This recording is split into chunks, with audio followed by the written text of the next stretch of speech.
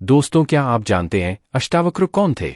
अष्टावक्र प्रसिद्ध उद्दालक ऋषि के शिष्य एवं दामाद वेदपाठी एवं प्रकांड पंडित कहोड़ के पुत्र थे। उनकी माता का नाम सुजाता था। इनका शरीर 8 स्थानों से टेढ़ा वक्र होने के कारण इनका नाम अष्टावक्र पड़ा। इनके बारे में यह कथा प्रचलित है कि अष्टावक्र गर्भ में पिता के वेद पाठ को सुना करते थे। एक दिन उनसे रहा नहीं गया और इन्होंने गर्भ में से ही पिता को टोक दिया कि रुको, यह सब बकवास है, शास्त्रों में ज्ञान नहीं है।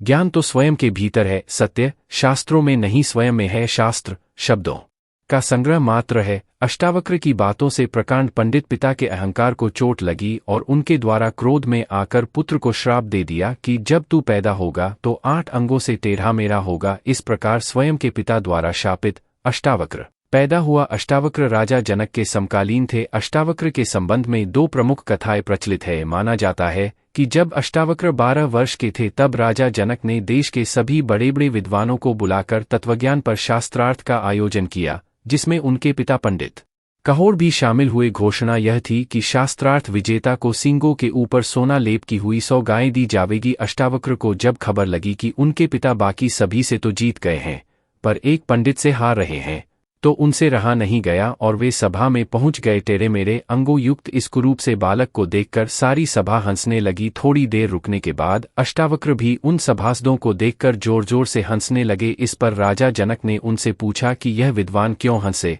यह तो मैं समझ गया, किंतु तुम क्यों हंसे, यह मैं नहीं समझ पाया। अष्टावक्र ने कहा कि मैं इसलिए हंसा कि कितनी अजीब बात है कि ये सभी चर्म शरीर के व्यापारी यहाँ इस सभा में सत्य का निर्णय कर रहे हैं, जिन्हें मेरा आड़ा टेढ़ा शरीर ही दिखाई दिया, मैं आत्मा नहीं। ऐसे में ये सभी चर्म के व्यवसायी ही कहलाएंगे, ज्ञानी नहीं।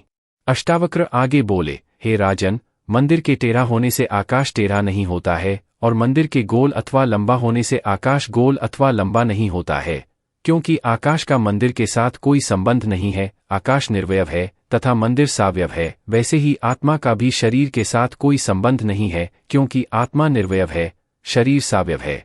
आत्मा नित्य है और शरीर अनित्य है। राजन, ज्ञानवान को आत्मदृष्टि होने के कारण वह आत्मा को देखता है और अज्ञानी की चर्म दृष्टि होने से वह शरीर को ही देख पाता है।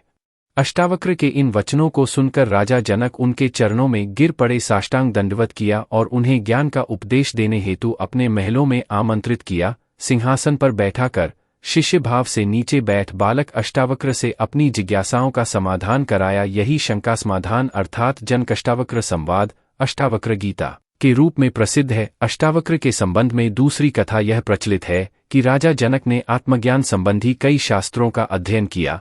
उनमें से किसी में यह लिखा था कि आत्मज्ञान बहुत ही सरल है।